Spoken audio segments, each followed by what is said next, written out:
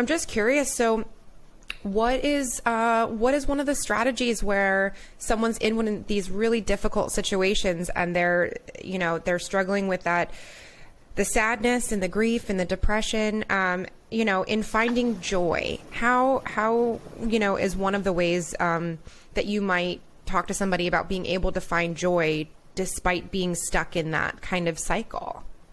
Right. I think, so if you are a caregiver in your home, which you are among 16 million other Americans who are providing unpaid care for people with Alzheimer's or dementias, I think that creating the balance and the bandwidth, I think that having a guide or a consultant to meet with you once a week to kind of map out your week, to say, oh, you have a challenging behavior, or you have, so I give them tools to deal with the challenging behavior so that it's not so mind draining, so that you can use your functions and your cognitive ability to deal with that problem in a way that,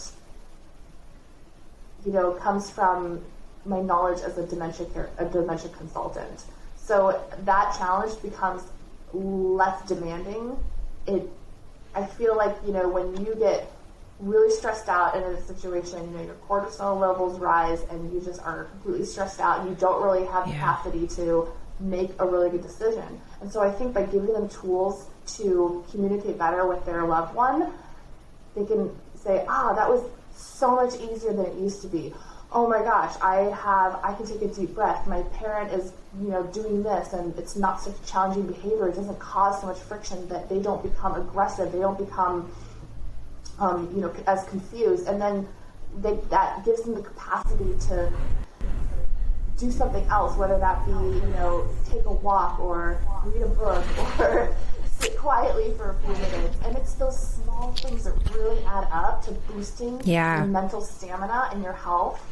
And it's those little things. And it's just, I had a client whose parent was a very devout Catholic, and so what I did is I arranged for somebody from the local parish to come in and serve the communion because they weren't able to go into church, and the client who had dementia was just missing that from their life and from their weekly routine. And so you have to look at the person. You have to know, who are you as a person? Who were you in the past, and how can I work with your strengths? And so by sort of working behind the scenes to call in that service, gave that person an hour every Sunday where they didn't have to plan an activity for their loved one.